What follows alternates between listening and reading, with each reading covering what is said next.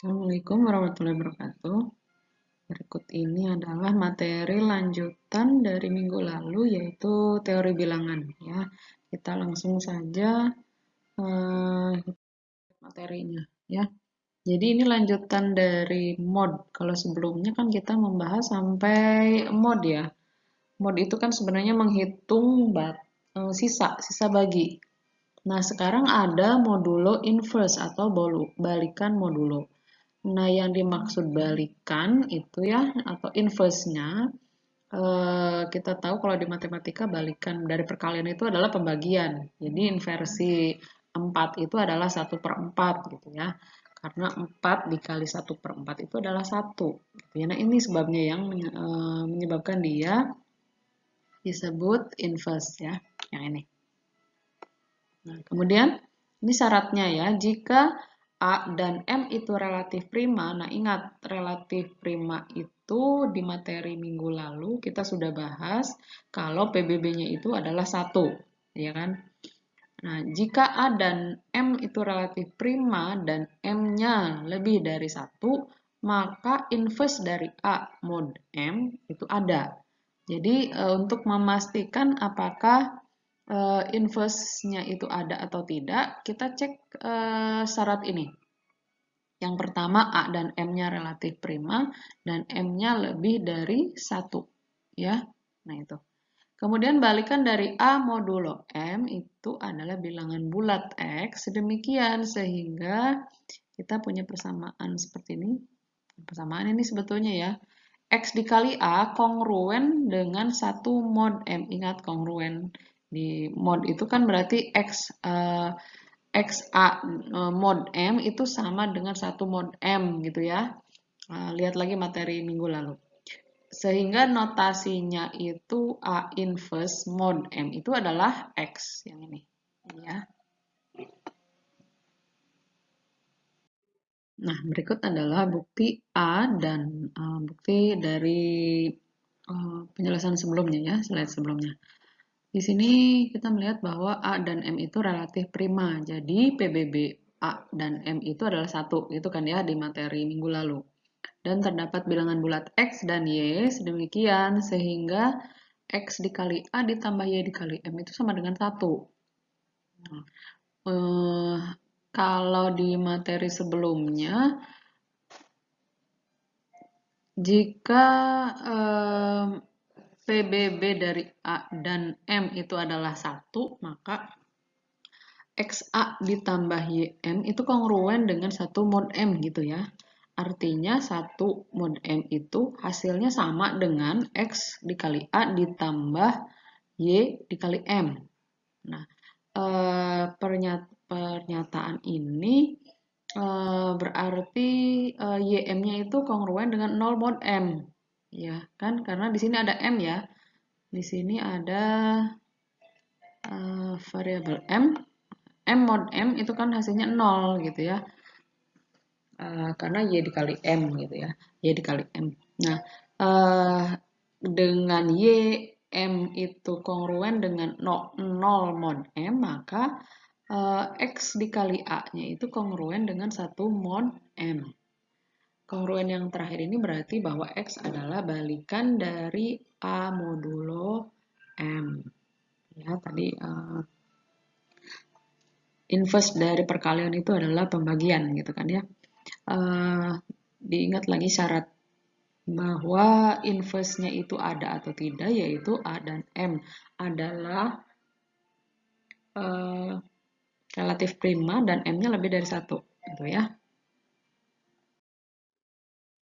Nah, di sini masih pembuktian kombinasi liniernya untuk pernyataan bahwa balikan dari A mod M itu kita harus cari kombinasi linier dari A dan M sama dengan 1 gitu ya.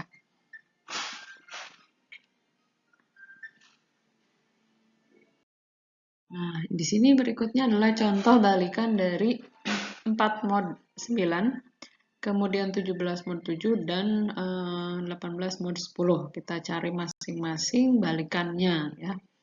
Nah, yang pertama dilakukan adalah kita harus memastikan 4 dan 9 itu PBB-nya 1.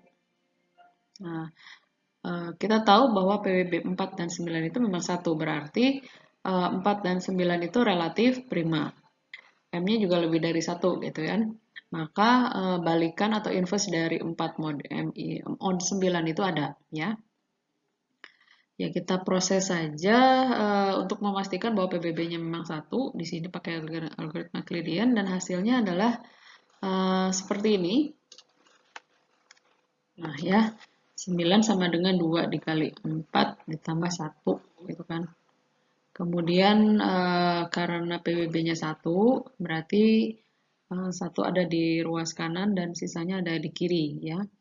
Berarti 1 sama dengan 1 dikali 9 dikurangi 2 dikali 4 ya. Dari persamaan terakhir kita dapat kombinasi linearnya yaitu min 2 dan 1 ya. Nah, dari sini balikan dari 4 modulo M itu adalah min 2 dikali 4 kongruen dengan 1 mod 9. Ya, jadi ini hasilnya.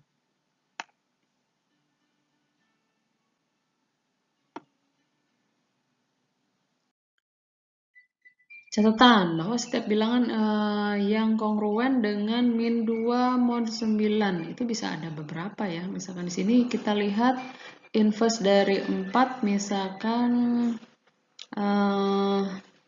min 7, min 11 dan 16 dan seterusnya gitu ya. Ini sebetulnya kongruen dengan min 2 mod 9. Karena ingat lagi di materi sebelumnya 9 itu habis membagi A dikurangi B gitu kan ya. Ini A-nya, ini A-nya, ya, dan ini B-nya. Nah ini M-nya, ya. Nah, M itu akan habis membagi A dikurangi B. Nah, 7 dikurangi min 2 itu kan 9 habis ya, dibagi 9. Ini benar. Kemudian min 11, min 16 juga sama. Jadi di sini terdapat beberapa nilai ya untuk yang kongruen dengan min 2 mod 9.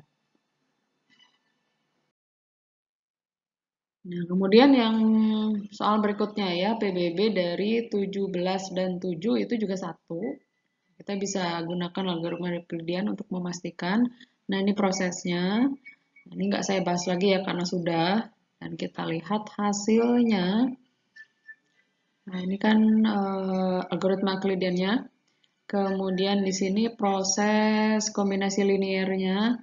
Kita tahu bahwa PBB-nya itu 1, berarti titik tolaknya dari sini. Ya, 1 sama dengan 7. Ini 2 dikali 3-nya pindah ruas, jadi minus. Kemudian yang ini juga sama. Pindah ruas, 3 sama dengan 17. 2 dikali 7-nya pindah ruas. Jadi 17 dikurangi 2 dikali 7. Ya. Kemudian ini kita substitusi. Kita substitusi ke sini. Nah, ini hasilnya. Ya, berarti ini A-nya dan ini B-nya. Ya. Berarti min 2 dikali 17 itu kongruen dengan 1 mod 7. Di sini kita lihat 7 juga habis membagi min 2 dikali 17 dikurangi B-nya di sini 1 ya. Hasilnya adalah min 35. Min 35 dibagi 7, min 5. Nah, kemudian yang berikutnya PBB dari 18 dan 10 itu kan 2 ya, bukan 1. Jadi tidak relatif prima. Berarti 18 mod 10 itu tidak ada inverse-nya ya. Udah selesai berarti. Nah, ini cara lain untuk menghitung inverse. Misalkan X adalah inverse dari A mod M, maka A dikali X itu kongruen dengan 1 mod M. Ya, kita cari deh. Kalau misalkan, ini kan syaratnya ya, bahwa A dan M-nya itu harus relatif prima. Jadi A dikali X itu kongruen dengan 1 mod M. Ya. atau sama dengan A dikali X sama dengan 1 ditambah K kali M. Ini K-nya apa? K-nya bukannya bilangan bulat ya. Di sini kita pindah ruas, X-nya itu berapa sih? Nah, ini 1 ditambah K dikali M dibagi A. Dibagi biasa ini sebenarnya ya. K-nya itu bisa positif, bisa negatif, pokoknya bilangan bulat ya. Nah, contoh di sini, balikan dari 4 mod M pakai cara yang tadi gitu ya. Kita tidak menggunakan algoritma Euclidean, kemudian kombinasi linier, kemudian kita ubah bentuknya, tidak seperti itu. Kita coba cara yang kedua. Di sini balikan dari 4 mod 9 itu adalah X. Sedemikian sehingga 4 dikali X itu kongruen dengan 1 mod 9. Ini kan memang relatif prima ya, sudah dipastikan. Nah, berarti 4 dikali X itu sama dengan 1 ditambah 9K. Nah, ini ya yang di rumah. Nah, kita cari X-nya. X-nya berapa? 1 ditambah 9K dibagi 4. Nah, kita coba, kita mulai dari K-nya itu dari 0. Ternyata hasilnya tidak bulat. Kita substitusi sini aja gitu ya. Kalau 0 kan berarti 1 ditambah 9 kali 0 kan 0. Berarti 1 per 4. Berarti X-nya tidak bulat. Jadi kita cari berapa sehingga X-nya itu bilangan bulat. Nah, bisa banyak kan berarti ya. Nah, di sini kita dapatnya K-nya itu 7. K-nya 3, X-nya 7 jadinya ya. Nah, ini kalau ketika K-nya 1, X-nya min 2. Nah, jadi balikan dari 4 mod 9 adalah 7 mod 9, min 2 mod 9, dan seterusnya. Jadi banyak ya inverse-nya. Ada beberapa gitu maksudnya. Nah, ini latihan, silakan dicoba. Ini ada solusinya. Nah, ini ada solusinya ya. Ini sudah ada solusinya, sebetulnya tinggal dipelajari. Nanti di latihan, di tugas akan saya kasih tugasnya supaya Anda coba sendiri gitu ya, cari solusi sendiri. Nah, berikutnya adalah kekongruenan linier atau kekongruenan lanjar. Kekongruenan lanjar berbentuk seperti ini, hampir sama sebenarnya dengan sebelumnya ya. A dikali X itu kongruen dengan B mod M.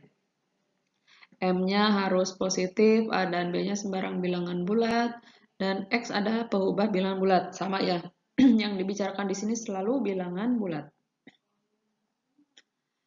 Nah, yang sebelumnya kita juga cari X-nya gitu kan. AX sama dengan B ditambah KM itu kan berarti X sama dengan, kita cari X-nya berarti B ditambah KM dibagi A. Nah, kita coba K-nya berapa gitu, sehingga X-nya menghasilkan bilangan bulat. Nah, ini contohnya. 4X kongruen dengan 3 mod 9 dan 2X sama kongruen dengan 3 mod 4. Nah, kita coba satu-satu ya. Yang pertama 4X kongruen dengan 3 mod 9. Berarti X-nya 4X kan ya. Di sini ubah dulu, 4X sama dengan 3 ditambah 9K dibagi 4. Nah, kita cari K-nya berapa seperti cara sebelumnya ya, cara mencari inverse yang kedua. Itu kita cari K-nya sehingga X-nya itu dapatnya bilangan bulat.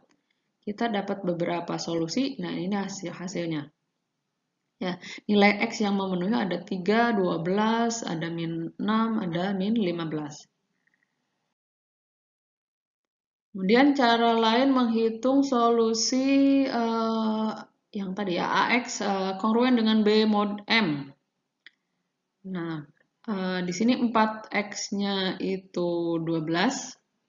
Kita kalikan setiap ruasnya dengan seperempat gitu ya, maksudnya untuk dapat bilangan bulat. Nah, ini X-nya 3. 4X kongruen dengan 3 mod 9, kalikan setiap ruas yang balikan dari 4 mod 9 ya. Nah, kita dapatnya min 2. Nah, min 2 dikali 4X kongruen dengan min 2. Ini sama seperti teorema ya. Teorema yang keberapa itu? Kaitannya dengan modulo. Min ini C-nya ya. Min 2 dikali 4x kongruen dengan min 2 dikali 3 mod 9. Hasilnya min 8x kongruen dengan 6 mod 9. Nah, di sini karena min 8 itu kongruen dengan 1 mod 9, maka X sama dengan kongruen dengan min 6 mod 9. Ya, semua bilangan bulat yang kongruen dengan min 6 mod 9 adalah solusinya. Jadi kita dapatnya ada 3, 12, ada 16, ada 15. Ya.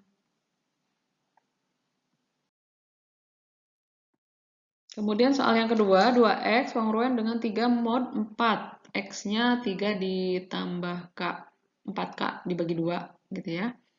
Nah, di sini 4K-nya genap dan 3-nya ganjil. Karena kalau dijumlahkan genap dengan ganjil itu hasilnya pasti selalu ganjil. Ya, Anda coba K-nya berapapun itu hasilnya pasti ganjil. Kalau dibagi 2 ini nggak akan dapat bilangan bulat. Ya, berarti 2x kongruen dengan 3 mod 9 itu tidak ada nggak ada nilainya, nilai x-nya nggak ada gitu yang bilang bulat ya. Nah, ini latihan. Ini juga ada solusinya ya, bisa Anda pelajari. Nah, ini tugas. Tugasnya silahkan dikerjakan. Ini tugasnya ada yang dari materi minggu lalu ya, nomor 1 ya. Kemudian yang nomor 2 nomor 2, nomor 3 ya. Kalau nomor 4 dan nomor 5 ini materi yang kedua.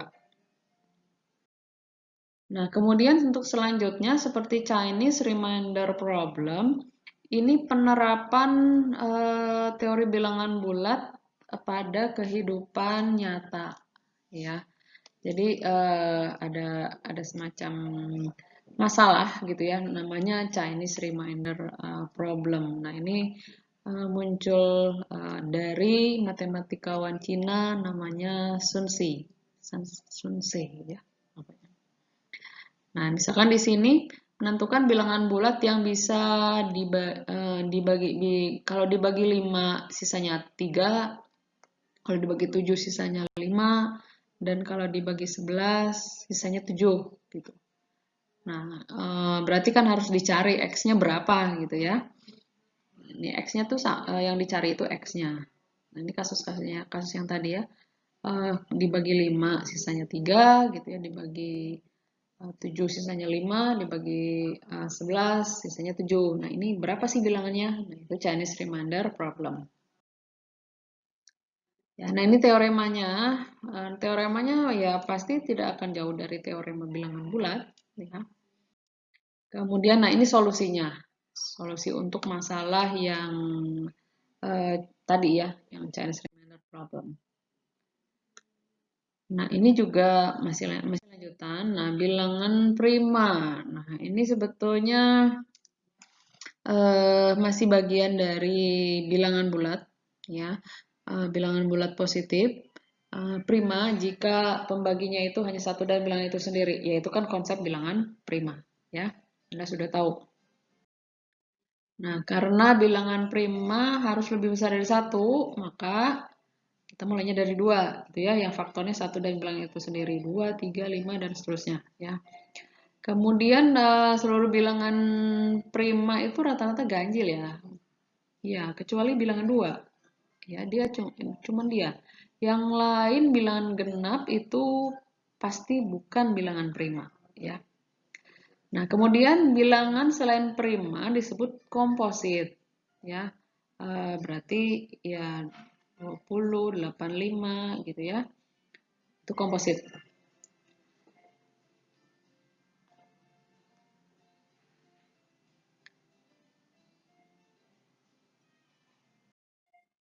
Kemudian teorema yang keenam ada Fundamental Theorem of Arithmetic. Nah, ini pengembangan saja sebetulnya dari bilangan bulat. Nah, setiap bilangan bulat positif yang lebih besar atau sama dengan 2 dapat dinyatakan sebagai perkalian 1 atau lebih bilangan prima. Nah, ini contohnya 9 itu 3 kali 3. Nah, ini kan bilangan prima ya. Kemudian 100, ini kan 100 itu 2 kali 2 kali 5 kali 5 gitu ya. Nah, itu memenuhi teorema ini ya. Setiap bilangan bulat positif yang lebih besar atau sama dengan 2 dapat dinyatakan sebagai perkalian 1 atau lebih bilangan prima. Jadi kita bisa menyusunnya seperti ini ya. 2 dan 5 kan bilangan prima. Kemudian ini tes bilangan prima, sebetulnya ini masih kaitannya dengan yang tadi. Nah, misalkan kita punya bilangan bilangan n ya, bagi n dengan sejumlah bilangan prima, 2, 3, 11, dan seterusnya ya. Kemudian jika n habis dibagi dengan salah satu dari bilangan prima, maka n adalah bilangan komposit. Tetapi jika n tidak habis dibagi oleh semua bilangan prima tersebut, maka n adalah bilangan prima. Nah, ini contohnya, contoh tes yang tadi. Untuk yang pertama tadi 171, gitu ya, diakarkan, itu hasilnya adalah 13,077. Bilangan prima yang kurang dari akar 177 itu adalah 2, 3, 5, terusnya sampai 13. Ya, karena 171 habis dibagi 3. Maka 171 adalah bilangan komposit. Kemudian akar dari 199 itu 14,107. Bilangan prima yang kurang dari akar 199 itu dari 2, 3, 5, 7, 11, dan 13. Nah, karena 199 itu tidak habis dibagi 2, gak habis juga dibagi 3, dibagi 5 juga enggak, sampai dibagi 13, berarti 199 itu adalah bilangan prima. Jadi kalau misalkan terlalu jauh ya, misalnya bilangan terlalu besar untuk menentukan ini bilangan prima atau komposit, ya caranya seperti ini. Teorema berikutnya, teorema Fermat. Nah, jika P adalah bilangan prima dan A bilangan bulat yang tidak habis dibagi P, maka PBB A dengan P itu relatif prima. Maka A pangkat P min 1 itu adalah kongruen dengan 1 mod P. Ini sebetulnya tadi ada di teorema minggu sebelumnya ya ini. Contoh, apakah 17 dan 21 bilangan prima atau bukan dengan teorema Fermat?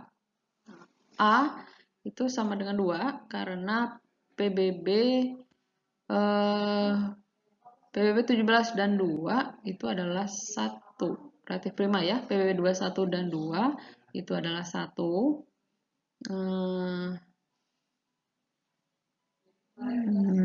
Kita coba 2. Kan tadi kan A-nya 2 ya. 2 pangkat 17 min 1. Berarti P-nya 7 kan ya.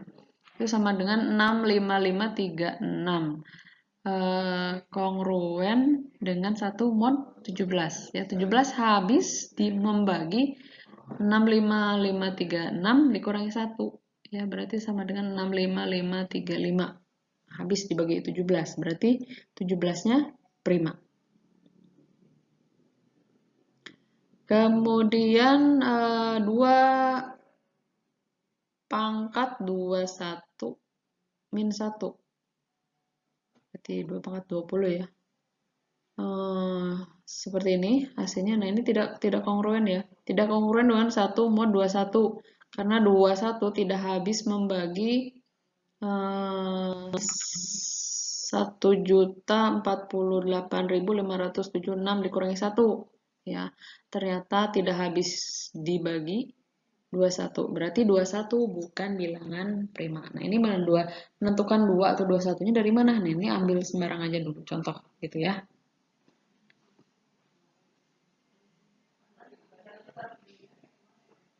contoh kasus. Nah, hanya ternyata di akhir ada kelemahan teorema Fermat. Terdapat bilangan komposit n sedemikian sehingga 2 pangkat n min 1 itu kongruen dengan 1 mod n. Ya, bilangan bulat seperti itu disebut namanya bilangan prima semu atau pseudo primes. Di sini contohnya 341 itu adalah komposit karena 341 itu sama dengan 11 dikali 31. Nah, di sini disebut bilangan prima semu karena menurut teorema Fermat itu 2 pangkat 340 itu sama dengan kongruen dengan 1 mod 341. Nah, hanya kebetulan bilangan prima semu itu jarang ya, sehingga kelemahan dari teorema Fermat ini tidak terlalu jadi masalah gitu ya. Untuk bilangan bulat yang lebih kecil dari 10 pangkat 10 itu banyak gitu ya. Nah, ini ada banyak bilangan prima, tapi hanya 14.000 dari 455 juta bilangan prima. Itu hanya 14.000 yang bilangan prima semu terhadap basis 2. Nah, ini kelemahannya ya. Nah, berikutnya ini aplikasi teori bilangan bulat. Ada ISBN. ISBN itu kode penerbitan buku ya. Kemudian ada fungsi hash, kriptografi, pembangkit bilangan acak semu, dan seterusnya. Nah, demikian yang bisa saya sampaikan untuk materi teori bilangan yang kedua. Nah, ini untuk tugas yang ini untuk pengetahuan Anda saja sebetulnya ya. Tapi yang utamanya tugas yang tadi ya, yang sebelumnya ada gitu ya, bukan tugas yang ini. Ini untuk pengayaan saja ya, informasi tambahan. Implementasi buat apa sih sebetulnya kita membahas teorema bilangan bulat. Jadi kita kalau mau mengenerate bilangan untuk keperluan pengkodean gitu ya atau kriptografi seperti ini, nah teori bilangan bulat, teori tema bilangan bulat ini digunakan.